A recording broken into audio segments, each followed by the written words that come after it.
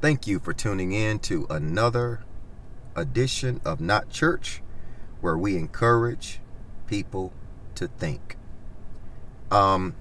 Yesterday I was on Facebook and I saw a post. A man had posted some words. He was sharing some things on there, and he had said that he was missing his father who was deceased. And he made a statement. He said, the more that I pray, and I'm paraphrasing, of course. He said, the more that I pray, the more that I feel pain of my dad's loss. In other words, of him losing his dad. The pain doesn't go away because he's praying. And when I read that post, I was compelled to respond in regard to his honesty. And I think I said something to the effect that his honesty would deliver him. I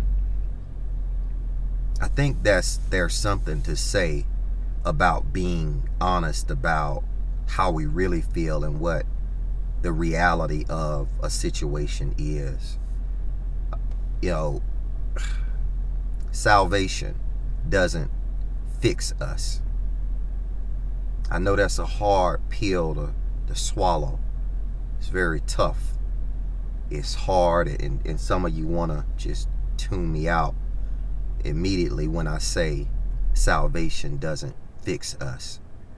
But the truth of the matter is that even though you are quote unquote saved, you still have traumas. You're an emotional wreck on the inside of you. Are you saved? Yes, you're saved. But you are emotional. You are an emotional wreck, and you know it. There's things in you and evils in you and things in you that salvation did not fix, and you know it.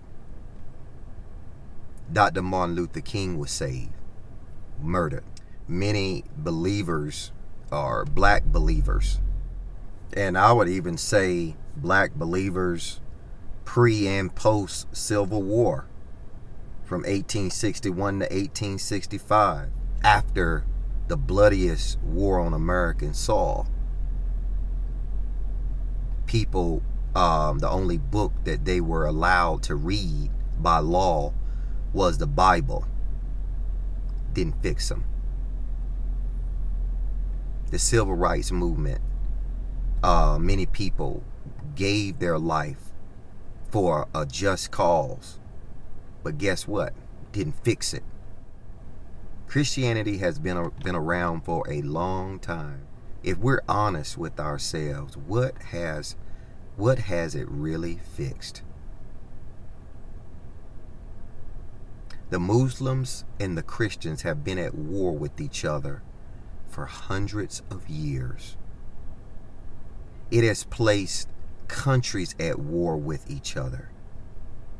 When we start understanding that religion is at the bottom of all of this, religion is at the bottom of politics, it's at the bottom of law, it's controlling relationships, it's controlling the judicial system, it's controlling everything. Religion. What has it really fixed? Our families, did it fix the COVID epidemic? Many of those people were saved, had been serving God, doing what was right. Why didn't it fix them?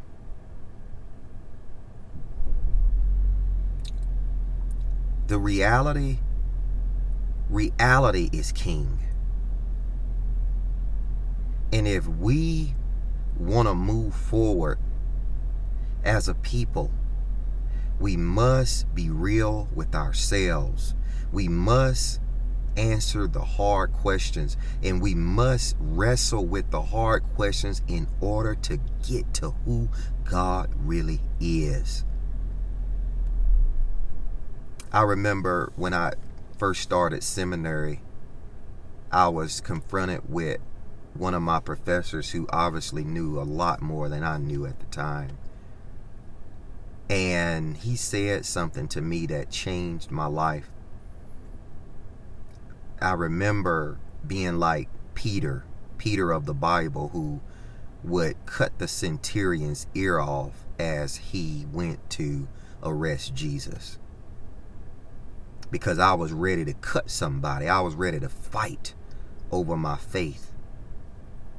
And I remember being one of the outspoken people that I am in a class of about 50 people. I'm ready to defend my faith, and I'm ready to step out front of these 50 folk and fight this professor if need be.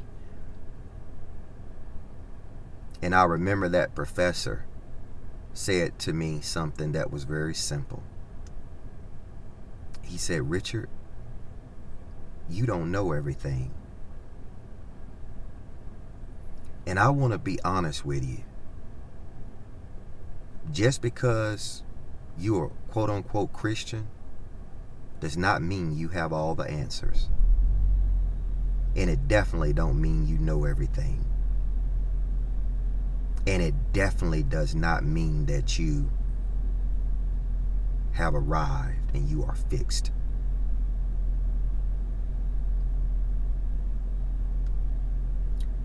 I just want to thank you again for being a part of a family that know what they believe and why they believe it. Like, comment, subscribe. Shoot, even hate it if you want to. It doesn't matter. Support the channel. And remember, it's okay to think. Until we meet again. Everybody won't be on top, yeah. Whether the roof or the mountaintop, right.